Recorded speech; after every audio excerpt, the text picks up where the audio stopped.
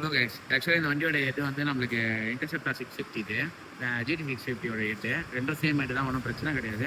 இப்போ இதில் என்ன பிரச்சனைக்காக நம்ம இந்த ஹெட்டை வந்து ரீகண்டிஷன் கொடுத்து அனுப்பிச்சிருந்தோம்னா, ஆக்சுவலாக வந்து இதில் வந்து மொத்தம் 8 வால்வ் இருக்குது, இன்லெட்டில் 4 எக்ஸாஸ்ட் 4.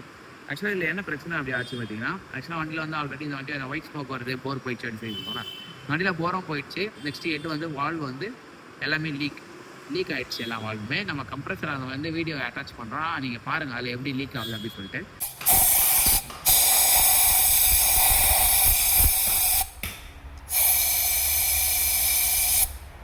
வால்வ் ஸ்டெம்மு என்ன ஆகும் அப்படி பார்த்தீங்கன்னா, வால்வ் ஸ்டெம்மு ப்ளஸ் மேலே வந்து ஆயில் சீல். இந்த ஆயில் சீல் வந்து நம்ம புதுசாக வாங்கி கொடுத்தாச்சு. 8 வால்வும் 8 ஆயில் சீலும் வாங்கி கொடுத்தாச்சு. இப்போ நம்ம ஆயில் சீல்லாம் போட்டு வண்டியை ஃபுல்லாக அதான் 8 வந்து ஃபுல்லாக ஃபிட்டிங் போட்டு வந்துச்சு.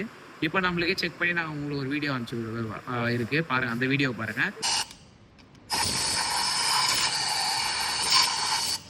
பிஃபோர் எப்படி இருக்குது, ஆஃப்டர் எப்படி இருக்குது. இது இந்த இஷ்யூனால நம்மளுக்கு என்னென்ன கம்ப்ளைண்ட்ஸ் வரும்னா, வண்டி வந்து பிளாக்கிங் ஆகும். இந்த மார்னிங் டைமில் வண்டி எடுக்கும்போது கார்பன் டெபாசிட் ஆகாதனால வண்டி வந்து நல்லா த்ராட்டில் ஆகாது. இந்த மாதிரி பிரச்சனைலாம் வந்து ஃபீல் ஆகும். நெக்ஸ்ட் வந்து ஆயிலும் வந்து பொறுமையாக வந்து என்ன ஆகும்னா, ஸ்டெம் வழியாக வந்து நம்ம ஹெட்டில் வந்து சீப்பேஜ் ஆகும். இந்த மாதிரி இஷ்யூலாம் நம்மளுக்கு தவிர்க்கணும் அப்படின்னா, நம்ம ஏதாவது வண்டி வந்து ஒயிட் ஸ்மோக் அடிக்குது அந்த மாதிரி சமயத்தில் நம்ம ஹெட்டெல்லாம் கழட்டி பார்த்துட்டு போர் பிஷன்லாம் எப்படி இருக்குன்னு பார்த்துட்டு நீட்டாக வண்டியை ஃபுல்லாக முடிச்சு நம்ம போட்டோம்னா வண்டியோட பவரும் நல்லாயிருக்கும். வண்டியோட பிக்கப் நெக்ஸ்ட் வந்து மைலேஜ் எல்லாமே நம்மளுக்கு வந்து நல்லா பெட்டராகவே கிடைக்கும்.